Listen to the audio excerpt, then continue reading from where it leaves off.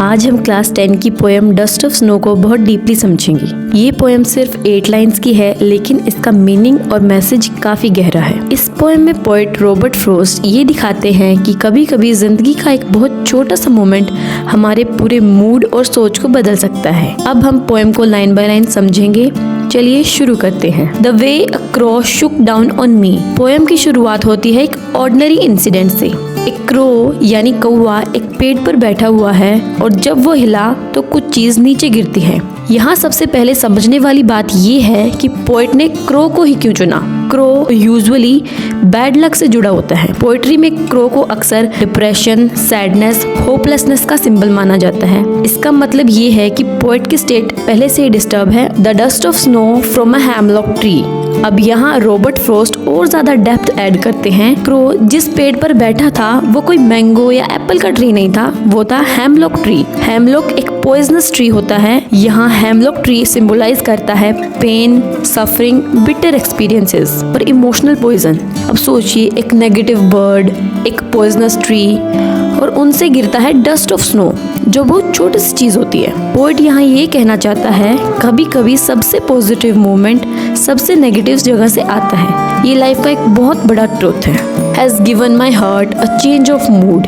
ये पोएम का emotional turning point है। पोएट ये नहीं कहता my problems were solved, my life become happy, कि सब कुछ ठीक हो गया।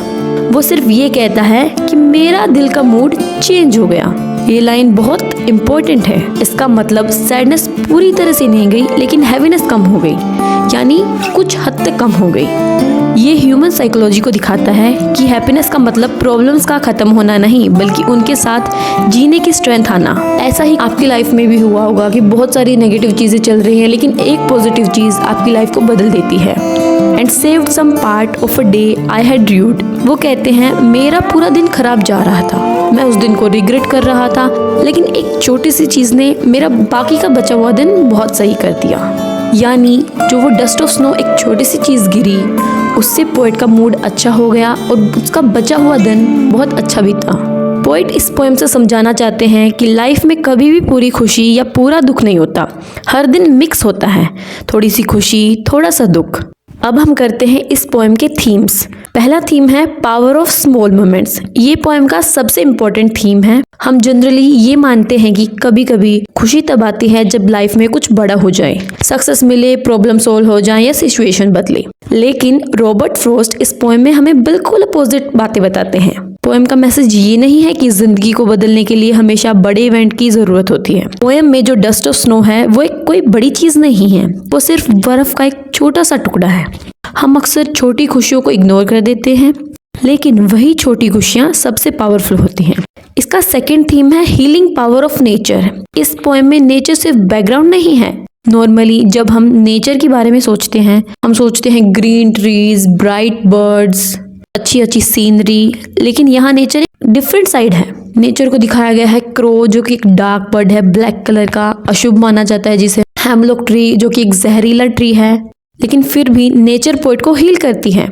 इसका मतलब ये है कि नेचर को सुंदर होना जरूरी नहीं है ताकि वो इंसान को कंफर्ट दे सके।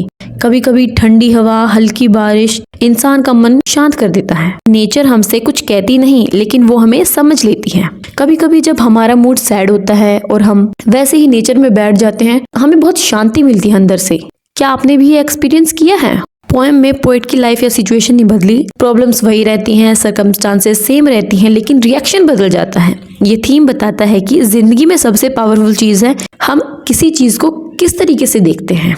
डस्ट ऑफ स्नो पोएट को ये रियलाइज करवाता है कि शायद दिन पूरा खराब नहीं है, शायद मैं ही उसे वैसे देख रहा था कि मेरा आधा दिन खराब हो गया तो पूरा दिन खराब हो गया, लेकिन ऐसा नहीं है। आधा दिन खराब हो गया तो आधा दिन बचा है, जो कि अच्छा हो सकता है। तो आज की हमारी पोएम यहीं खत्म होती है। आई होप आपको ये पोएम अच्छी लगी हो। आप कमेंट सेक्शन में बता सकते हैं कि आपको नेक्स्ट चैप्टर या नेक्स्ट पोएम किस टॉपिक पर चाहिए। Thank you.